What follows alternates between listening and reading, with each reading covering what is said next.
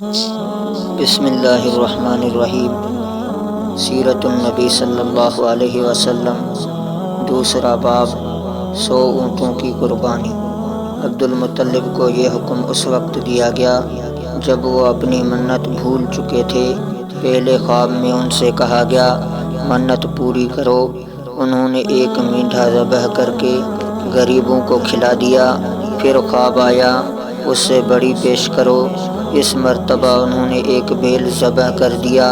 خواب میں پھر یہی کہا گیا اس سے بھی بڑی پیش کرو۔ اب انہوں نے اونٹ ذبح کیا۔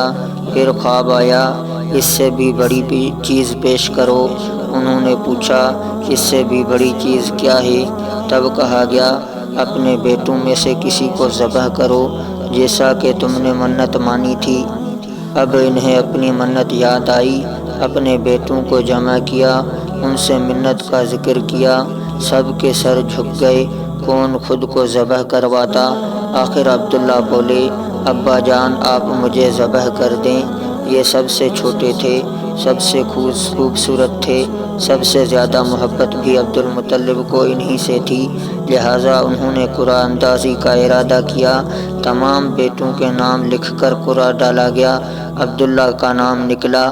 اب انہوں نے چھری لی، عبداللہ کو بازو سے پکڑا اور انہیں ذبح کرنے کے لیے نیچے لٹا دیا۔ جو ہی باپ نے بیٹے کو لٹایا، عباس سے ضبط نہ ہو سکا، فوراً آگے بڑھے اور بھائی کو کھینچ لیا۔ اس وقت یہ خود بھی چھوٹے سے تھے۔ ادھر باپ نے عبداللہ کو کھینچا۔ اس کھینچا تانی میں عبداللہ کے چہرے پر خراشیں بھی آئیں۔ ان خراشوں کے نشانات مرتے دم تک باقی رہے۔ اسی دوران بنو مخزوم کے لوگ آ گئے۔ انہوں نے کہا آپ اس طرح بیٹے کو ذبح نہ کریں، اس کی ماں کی زندگی خراب ہو جائے گی۔ اپنے رب کو راضی کرنے کے لیے بیٹے کا فدیہ دے دیں۔ اب سوال یہ تھا کہ فدیہ کیا دیا جائے۔ اس کی ترکیب یہ بتائی گئی کہ کاغذ کے ایک کاغذ پر 10 اونٹ لکھے جائیں، دوسرے پر عبداللہ کا نام لکھا جائے۔ اگر 10 اونٹ والی پرچی نکلے تو 10 اونٹ قربان کر دیے جائیں۔ اگر عبداللہ والی پرچی نکلے تو 10 اونٹ کا اضافہ کر دیا جائے۔ پھر 20 اونٹ والی پرچی اور عبداللہ والی پرچی ڈالی جائے۔ اب اگر 20 اونٹ والی پرچی نکلے تو 20 اونٹ قربان کر دیے جائیں، ورنہ 10 اونٹ اور بڑھا دیے جائیں۔ اس طرح 10 کر کے اونٹ بڑھاتے جائیں۔ عبد المطلب نے ایسا ہی کیا ہے، 10 اونٹ بڑھاتے چلے گئے۔ ہر بار عبداللہ کا نام نکلتا چلا گیا، یہاں تک اونٹوں کی تعداد 100 تک پہنچ گئی۔ تب کہیں جا کر اونٹوں والی پرچی نکلی۔ اس طرح ان کی جان کے بدلے 100 اونٹ قربان کیے گئے۔ عبد المطلب کو اب پورا اطمینان ہو گیا کہ اللہ تعالیٰ نے عبداللہ کے بدلے 100 اونٹوں کی قربانی منظور کر لی ہے۔ انہوں نے کعبے کے پاس 100 اونٹ قربان کیے اور کسی کو کھانے سے نہ روکا۔ سب انسانوں، جانوروں اور پرندوں نے ان کو کھایا۔ امام زہری کہتے ہیں کہ عبد المطلب پہلے آدمی ہے جنہوں نے آدمی کی جان کی قیمت 100 اونٹ دینے کا طریقہ شروع کیا۔ اس سے پہلے 10 اونٹ دیے جاتے تھے۔ اس کے بعد یہ طریقہ سارے عرب میں جاری ہو گیا، گویا قانون بن گیا کہ آدمی کا فدیہ 100 اونٹ ہے۔ نبی کریم صلی اللہ علیہ وسلم کے سامنے جب یہ ذکر آیا تو آپ نے اس فدیہ کی تصدیق فرمائی، یعنی فرمایا کہ یہ درست ہے، اور اسی بنیاد پر نبی کریم صلی اللہ علیہ وسلم فرماتے ہیں میں 2 ذبیح ہوں، یعنی حضرت اسماعیل علیہ السلام اور حضرت عبداللہ کی اولاد ہوں۔ حضرت عبداللہ قریش میں سب سے زیادہ حسین تھے۔ ان کا چہرہ روشن ستارہ کی مانند تھا۔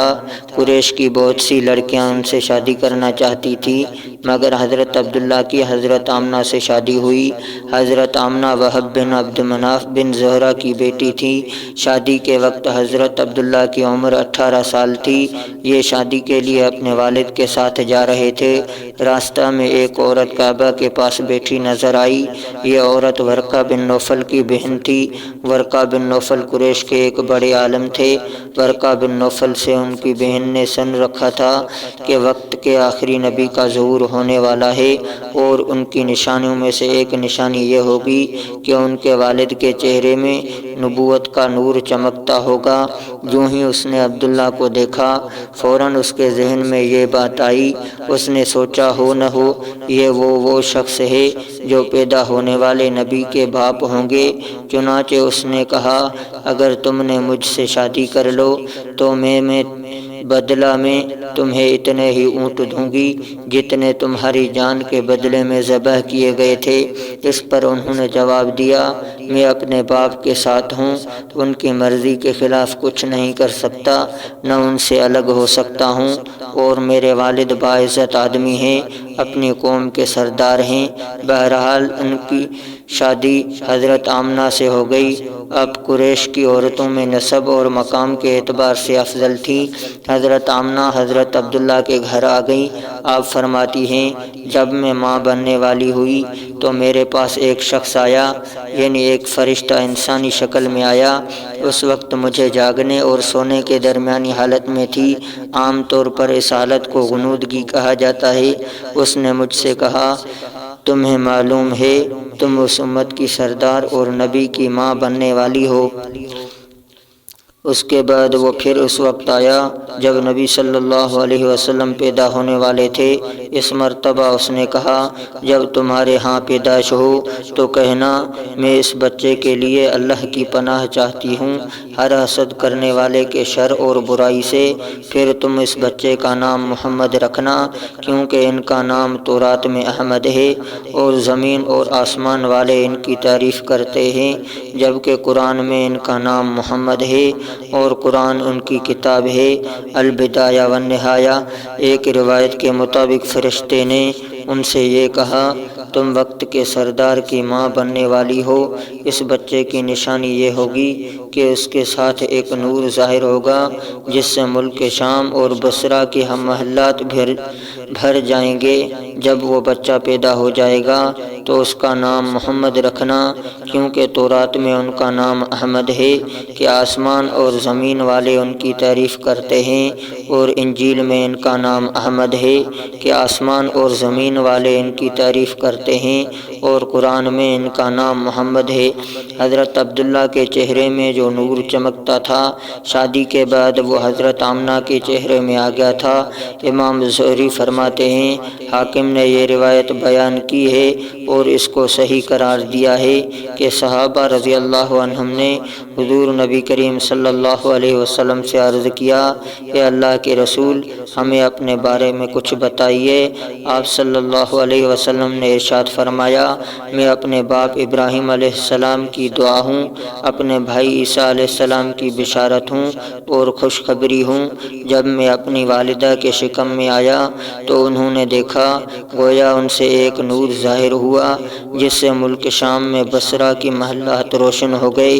حضرت آمنہ نے حضرت حلیمہ سعدیہ سے فرمایا تھا، میرے اس بچے کی شان نرالی ہے، یہ میرے پیٹ میں تھے تو مجھے کوئی بوجھ اور تھکن محسوس نہیں ہوئی۔ حضرت عیسیٰ علیہ السلام وہ آخری پیغمبر ہیں جنہوں نے آپ صلی اللہ علیہ وسلم کی آمد کی خوشخبری سنائی ہے۔ اس بشارت کا ذکر قرآن میں بھی ہے۔ سورہ صف میں اللہ تعالیٰ فرماتے ہیں، اور اسی طرح وہ وقت بھی قابل ذکر ہے جبکہ عیسیٰ ابن مریم علیہ السلام نے فرمایا کہ اے بنی اسرائیل، میں تمہارے پاس اللہ کا بھیجا ہوا آیا ہوں کہ مجھ سے پہلے جو تورات آ چکی ہے میں اس کی تصدیق کرنے والا ہوں، اور میرے بعد جو ایک رسول آنے والا ہے ان کا نام مبارک احمد ہوگا، میں ان کی بشارت دینے والا ہوں۔ اب چونکہ حضرت عیسیٰ علیہ السلام یہ بشارت سنا چکے تھے، اس لیے ہر دور کے لوگ آپ صلی اللہ علیہ وسلم کی آمد کا بے چینی سے انتظار کر رہے تھے۔ ادھر آپ کی پیدائش سے پہلے ہی حضرت عبداللہ انتقال کر گئے۔ سابقہ کتب میں آپ کی نبوت کی ایک علامت یہ بھی بتائی گئی ہے کہ آپ کے والد کا انتقال آپ کی ولادت سے پہلے ہو جائے گا۔